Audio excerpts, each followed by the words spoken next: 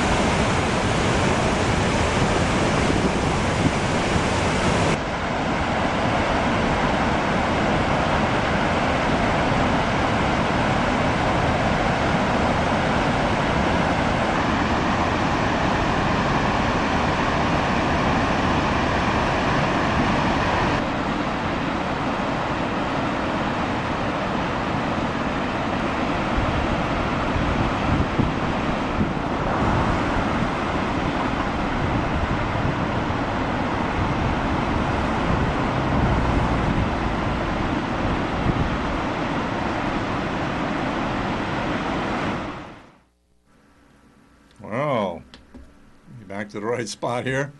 So, where does all that water go? Once again, it goes into Cayuga Lake. So let's go down to the Cayuga Lake area.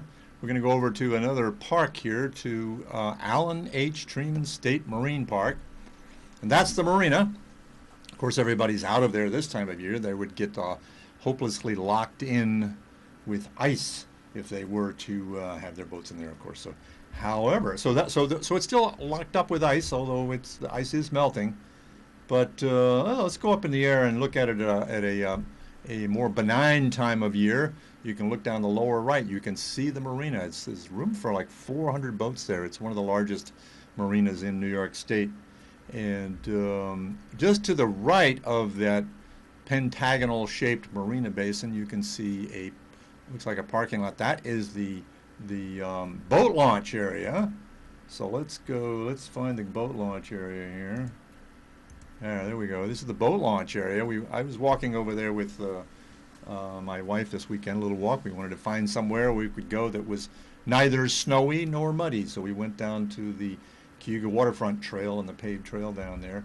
Now, normally, Cayuga Inlet, that the boat launch empties into, looks something like this in January. But not now. The inlet is actually open, and people are launching boats, amazingly. Mostly fishermen. I didn't get a chance to take a picture of some of the fishermen coming back in, going out in the middle of the winter, out on the lake, sitting in a boat to fish. Well, that's each to their own. Normally, the south end of Cayuga Lake in January looks something like this, maybe a half a mile or a mile of ice on the shallow shelf. They call it the south shelf of the lake. And then the north end of the lake looks something like that. The top 8-10 miles of the lake are shallow, so they freeze over. So the shallow portions of the lake at the north and south end do freeze over. So we walked up across the Allan Treman Marina, the lawns and so forth, up to the lakeshore, and this is what we saw. The lakeshore, the lake is, the south end is free of ice right now. Well, that might change as the cold weather seems to be returning. And but all free of ice. And look also at how much shoreline is exposed. Well, that's normal, more or less, because the state does regulate the level of Cayuga Lake within a few feet at the northern end. So let's go up there in this photograph. These aerial photographs, by the way, are by Bill Hecht. And this one shows the north end of Cayuga Lake. And on the left center, you'll see the set of structures there that are control gates. And then you go back up and look to the right, there is a lock called Mud Lock. And boats can actually descend into the Seneca River, which is the upper left of this picture, and continue on past Cayuga Lake, or come from there into Cayuga Lake. But it's these gates, these control gates, that they can control the water going in and out of the lake. And in the fall, they let the water level down, maybe 3 or 4 feet, and that's to accommodate heavy rains and snow melt in the winter, so that it doesn't overwhelm the watershed, and then you get terrible flooding along the shores and downstream and so forth. So here's those gates again up from the side, and then the other side where they empty into the Seneca River. And here is the Seneca River continuing on, where it winds across central New York and is actually the feeder water for the Erie Canal. So it's all connected up the canal system too, the Cayuga Seneca Canal. Here we got this map here, but you can see this outlined area. That's the route of the Seneca River. Starts over at Geneva and Seneca Lake, and is confluent with the Cayuga Seneca Canal, then goes up across past Syracuse, picking up the water from the Finger Lakes, but that's also feeding the water to the Erie Canal, and then goes north through the Oswego River into Lake Ontario. So that's where all this runoff is going. So, okay, so the snow has melted off largely, although we got a little about an inch of snow today, but it has. So, okay, so well, we can go hiking, right? We can go out. Let's go over to Buttermilk Falls State Park, huh? And, oh, look at that. They've got the trail closed sign up. Even though the snow melted and you can't go on the trails. Why in the world is that? Well, let's take a closer look. we can look down from that spot on the Gorge Trail and look at all that ice down there. It's melting, but there's still a lot of ice on the trail in these sheltered spots. These are the last places for the snow and ice to melt out of, is in our gorges. As you can imagine, being shaded and the air down there is cool and what have you. So let's take another look here. Here's a ledge with ice on it. It's breaking off. And when the ice breaks off, when it's melting, it falls on the trail. So neither do they want you to slip and fall on the trail, on the ice. And in high waters, you can actually slip into the stream and drown in the stream. It has happened. But you can get hit by falling ice. And just as dangerous and just as possible is you can get hit by falling rock, because the cliffs, the weak shale, gets busted up by the freezing and thawing, and loose shale can come down. They actually can't open the trail until they clean that off in the spring in a process called scaling. So the Gorge Trail is closed. Dang. But the other trails are open, most of them. The Rim Trail, the Bear Trail, the Lake Treman Trail, and the Larch Meadow Trails are open, and you can go look at the park maps, and they'll tell you where those are. So here's the Rim Trail that parallels the gorge, and I took this picture because there was some green mosses growing on the bank of the base of this chestnut oak, it's called. And you can still get an experience of the gorge. You can look off a couple of different overlooks into the gorge. Like here, we're looking right at the center of this picture is a 40-foot high rock called Pinnacle Rock in the upper section of Buttermilk Glen. Many of you are familiar with that, I'm sure. And if you walk down far enough along the Rim Trail, there's actually an overlook that gives you the view of the falls. And the upper center there is what's called Pulpit Falls, and then in the middle the falls continue, and what's called the second fall, and then the main fall down below that you see when you're at the swimming area, it would be off to the right. So it's really quite an expanse, and you get up there and you can look down to the right and see it all the way down. It's really a great view. So you can still enjoy the gorges and so forth in the winter. You can do that in Upper Treman too. You can walk to the Upper Gorge on the Rim Trail there. The gorge is closed, but you can walk to the overlook looking back to Lucifer Falls. We'll do that sometime in a show too and take a look. So so now we will go out on one of these trails here. We're going to go over to Treman actually. Here's a group of folks walking through Robert Treman State Park. They're walking the length of the park on the Finger Lakes Trail. If you look right in the center of that picture, lower center, just to the right of our view of those folks, there's a white mark on the tree. That is a trail marker for the Finger Lakes Trail, walking along the rim, up above the rim of the gorge on the south side of the park. And notice there's some snow melting out there. So they found a place to hike. And but there's another reason they went there, because, and you notice the woman in the front there is wearing a sort of a highway vest to be visible, not to cars of course, but to deer hunters. Deer hunters? Why would we be worrying about deer hunters in January? Well, there's a new thing going on here. A pilot program has been started by the Department of Environmental Conservation, creating what's called a deer management focus area in the central part of Tompkins County, surrounding this city and some of the villages and so forth, to have a special deer hunting area that was open during the regular hunting seasons in the fall, but allowing hunters to take up to 2 antlerless, or presumably does, a day. And then they have a special hunting season. Here's the deer management focus area, special hunting season in January, starting on last Saturday on the 13th, running through the 31st of January.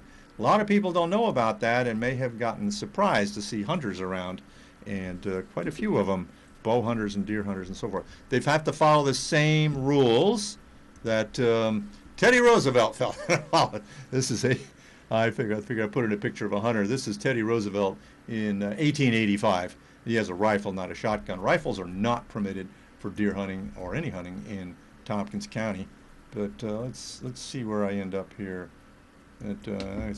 Wrong one. There we go. Okay, got us here. This has got the map on the side here. So I'm going to tell you a little bit more about the program here. Read some stuff from the Department of Environmental Conservation. Several municipalities, the city of Ithaca and villages of Cayuga Heights and Lansing, prohibit the use of bows and firearms. You must obey those restrictions. But the DEC has established a deer management focus area in central Tompkins County to intensify use of hunting to assist communities in the area with the burden of overabundant deer populations.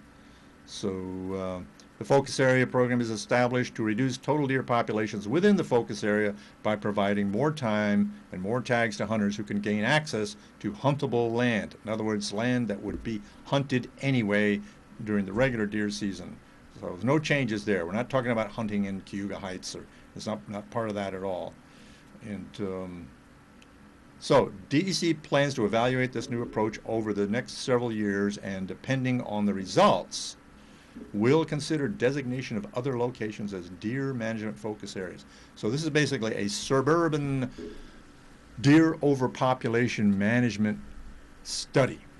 So by increasing that. Now, in the old days, they used to restrict the hunting of bucks so that the deer population could recover. And I'll have somebody talk to you a little bit about that in a minute. But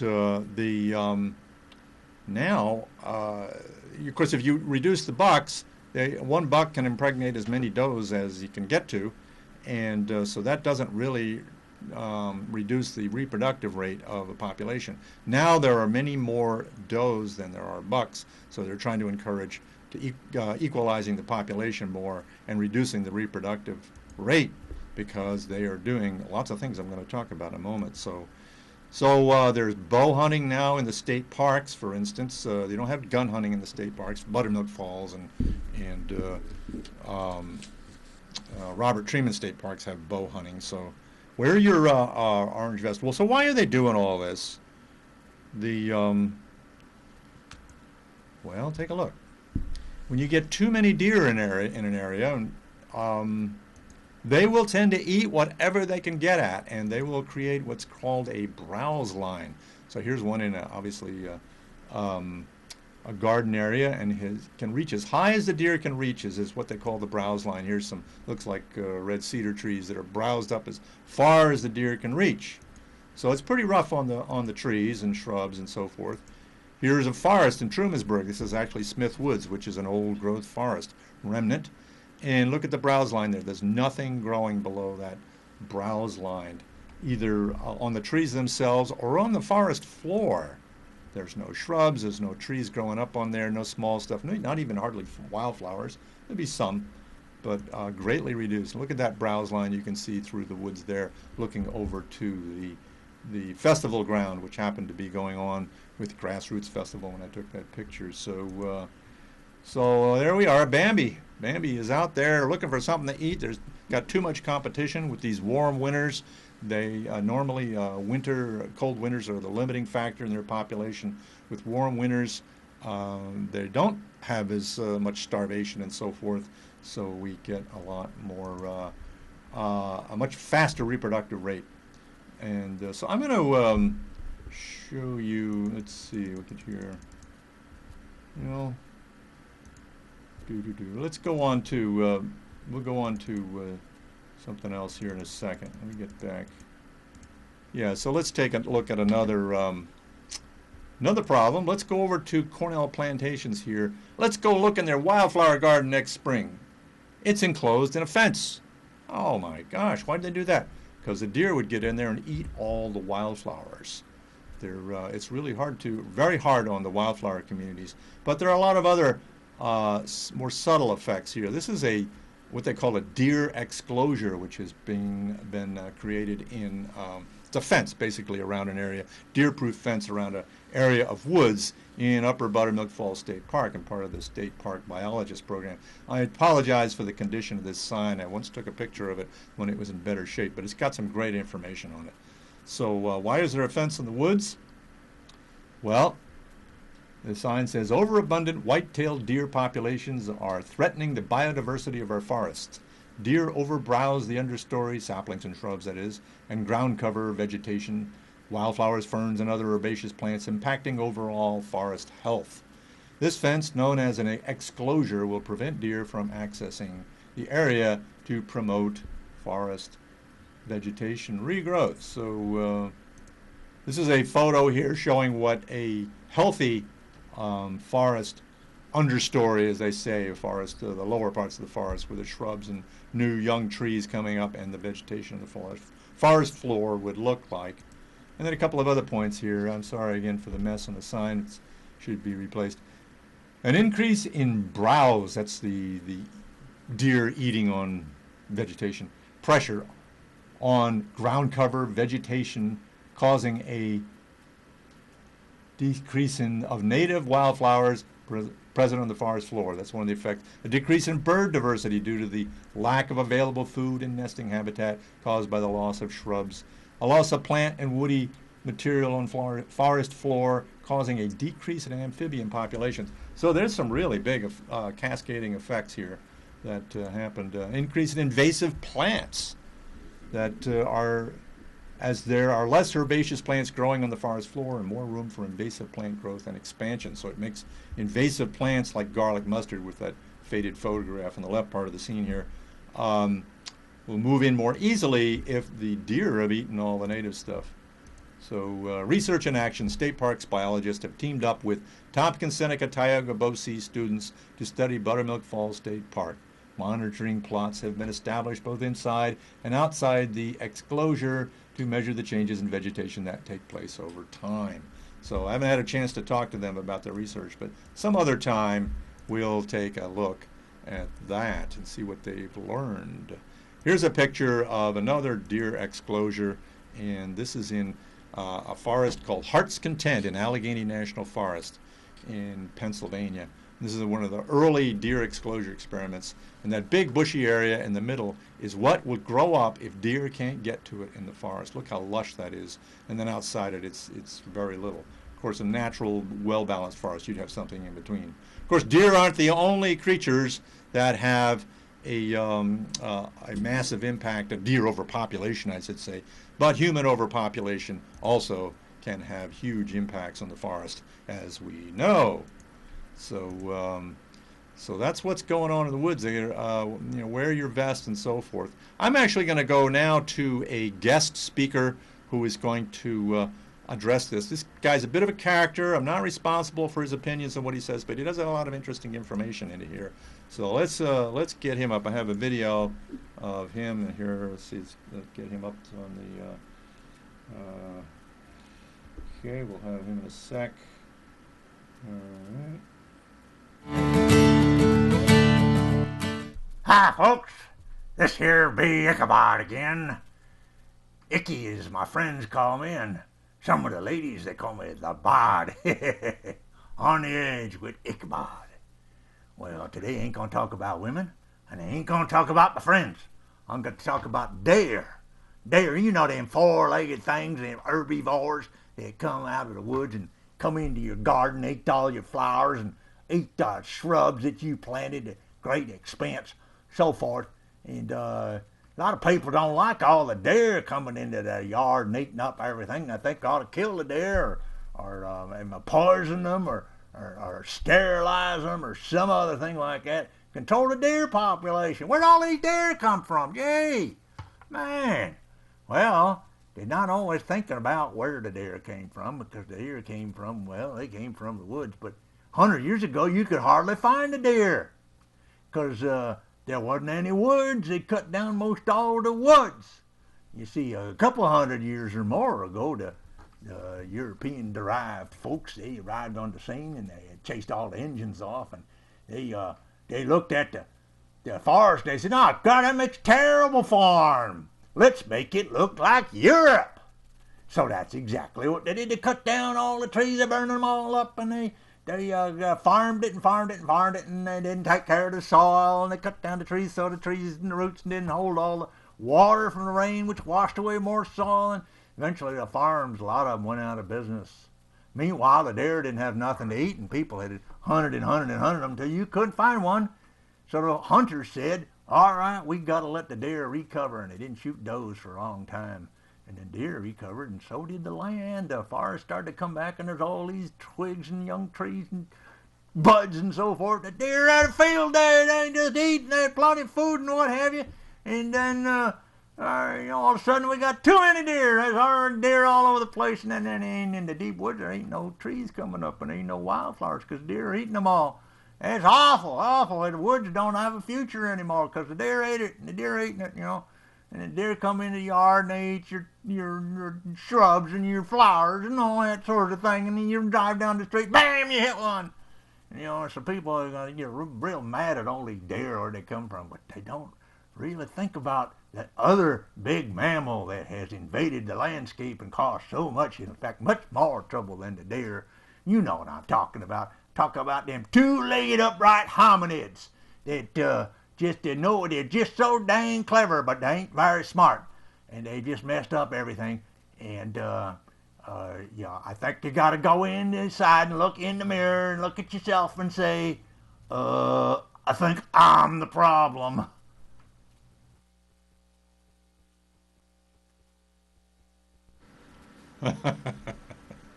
Okay, well, that guy's name is Ichabod, and he occasionally shows up on this TV show, this TV station, On the Edge with Ichabod. He's got a little series, so might want to try to find him on the internet too. He's got a few things up. So, but he's got his opinions, and I must say that I'm not sure where he really stands on the deer issue. A lot of people like to take a side this way or that as to what they do with. Oh, I sounded like Ichabod a little bit, didn't I?